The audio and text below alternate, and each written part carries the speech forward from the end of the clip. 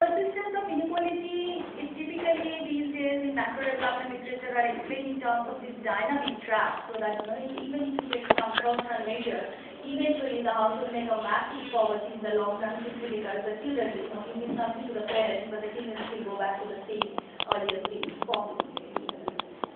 Now, what are the reasons for this? Typically, the development theory will tell you, the macro development theory will tell you that is the imperfect capital market, which is the primary reason for existence of such dynamic development trap. But surprisingly, when we look at the policy measures, so there are many theory papers now which look at this, try to explain or analyze the causes for this kind of dynamic trap, which persists in the long run, not in the current generation, but generation after generation. But the policies, the theory of policy, or whatever theory that you could find, which try to analyze various policies and try to analyze the implications of various policies from a theoretical perspective, in terms of which one is more effective, etc., typically are short-term in nature. So there is really a lot of dynamic policies, and it is important to recognize this, that there is a dynamic aspect to it, simply because if you want to really get rid of this poverty trap in the long run, not just for the current generation, then you have to talk about incentives. You have to talk about incentives that affect your choices over the time period, intertemporal choices, not just your tax choice. So that's why it has been emphasized by Louis Mukherjee in his book on various aspects of poverty, which came out in 2006.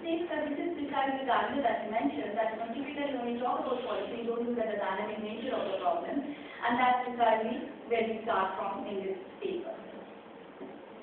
So what we're going to say is that we are going to talk about anti-poverty measures from this dynamic perspective. We are going to focus on education policy, and we are going to contrast a particular type of education policy with various other kinds of long-term policies, in particular redistributive taxation or redistributive transfer, which is typically described as in most of the theory papers at least, as a sort of measure to get rid of this kind of long-term poverty trap. And also other kinds of policy interventions like making the trade market perfect and so on. So basically we are going to contrast the policy that we are going to describe from a theoretical perspective with other similar kinds of policies in terms of their application. Now, what are the different modes of financing education? And when I say education, I'm primarily talking about higher education, because primary education is something that is different volume altogether, and we come up with our model also in a particular way. But for the time being, we're talking about higher education. And there are obviously one mode of financing your higher education is self-financing based on your own pocket, which is, we know that it obviously works only for the rich, not for the poor. There is other prevalent way of financing your higher education. Typically these days, people say bank loans have been very effective in serving to the demand for higher education. But the problem with the bank loans, and we did look at some data about the bank loans and how it has catered to the market of higher education loans. And bank loans typically have problems, and the primary problem with bank loans is that they're like any other loan, and therefore, because the credit market is imperfect, there is always a high interest rate associated with these loans and collateral requirements with these loans, so that as an anti-poverty measure, if you're trying to cater to the poorer section of the poverty of the population, typically bank loans, walking your policy to bank loans are likely to be self-defeating. Then there is a question of government subsidy. I'm not going to dispute the efficacy of government subsidy in any way, except to point out that these are associated with fiscal burden and therefore probably not viable in the long run, in the sense that I'll start with the basic premise that the government has a budget constraint. We make universal free higher education to all IEP policy. We'll start with that premise. Then we are going to talk about a fourth kind of policy, which is government-sponsored income contingent loan. Now, so what is an income contingent loan? This is an idea which we are simply borrowing from this is not our own idea, this is not a conception that we have derived by ourselves. This was there in the literature. We found that we traced it way back to the 1950s. Friedman was talking about this kind of a loan. Later, Norlock was talking about this kind of an income contingent loan.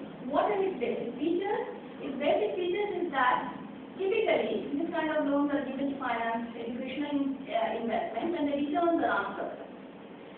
And so typically these are higher education and technical education.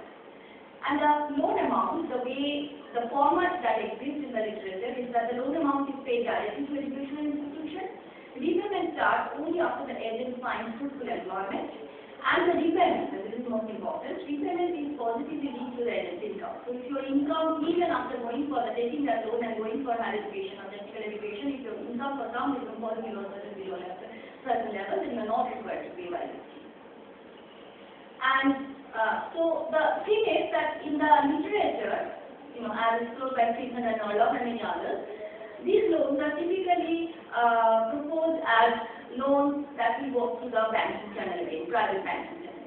What we are going to argue here is that the banking channel is probably not the right way if you want to impose this kind of loan. So the policy aspect comes in to the extent that we are actually we are looking for government-sponsored income contingent loan. So it's really a government policy that we are talking about. It's not another format or another loan contract that's for the bank that we are talking about.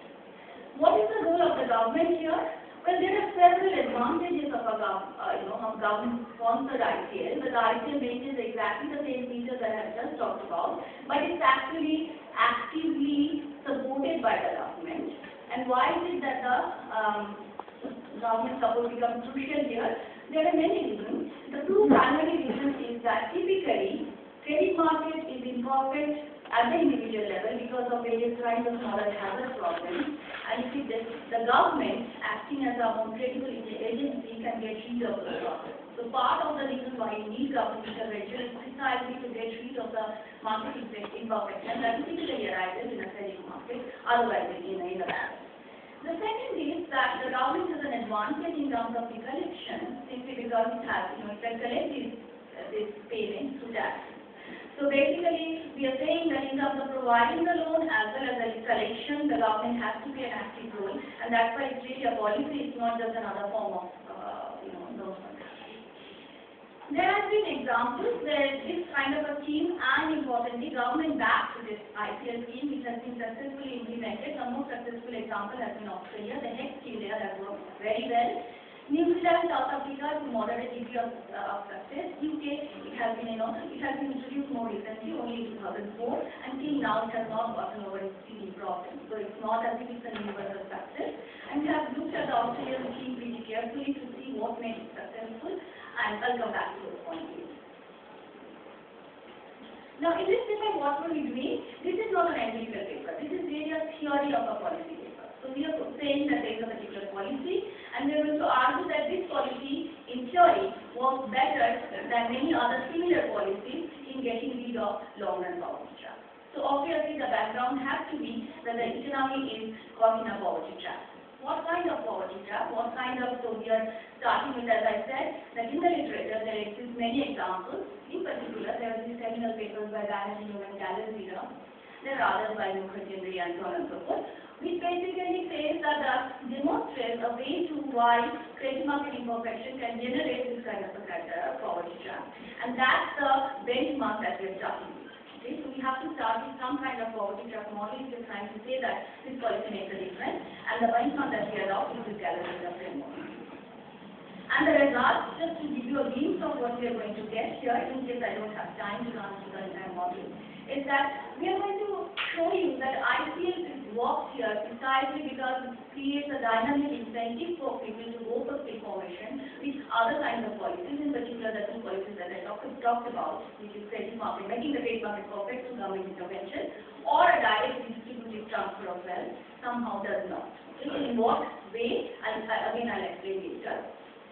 And so that's why ICLs may actually work even better than these two other standard policies that are typically recommended in all these literature, including that's what the policy recommendation of Galazira as well. So ICL is something that hasn't entered into the mind of even the theory, development theories of a possible policy description, and that's what we're trying to draw your attention to. Now, how does it work? Well, ICL, again, just to run through the basic logic, which will show up in terms of the model later, is that the ICL is going to work through several channels. There are several channels which is next is very attractive. One is that, remember, as I said, typically in many economies, so IPL works well if there's some kind of uncertainty. And the way we visualize the economy, this uncertainty is there with respect to our skill level. Typically, if you go for skill formation or technical skill formation, it's not necessary that you are going to find employment. It's also possible that you don't have the ability, so you register for a course and then you drop out simply because, or fail to be successful in that technical skill formation simply because you don't have the ability. But the way we want to look at the uncertainty is the macroeconomic uncertainty, which basically shows up in the fact that when you want to go for skill formation, you make the investment, but you find that the job market is bad and therefore you don't end up getting the kind of wage profile that you initially started, during the when you made the investment, you thought you were going to get this job, but eventually the job market turned out to be bad, so you are not going to go there.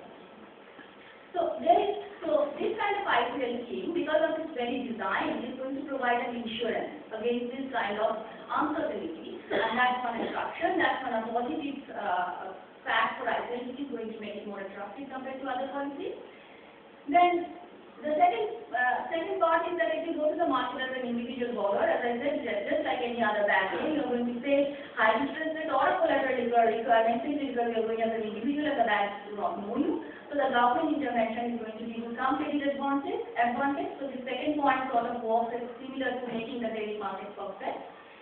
And third is providing a cushion effect, which basically means that I explain this third part later, which is a very unique feature of ICL, which shows up in our model, is that it provides a cushion, a buffer, so that even if you fall, and even if you started with the assumption that you are going to get a high wage rate, and you are not successful in that job, because of the fact that you don't have to pay if you are not successful in getting that job, that provides a buffer, that provides a cushion. On the one hand, this is the same thing that provides you an insurance against complete failure, but this buffer also works in a different way, which we will see in our model.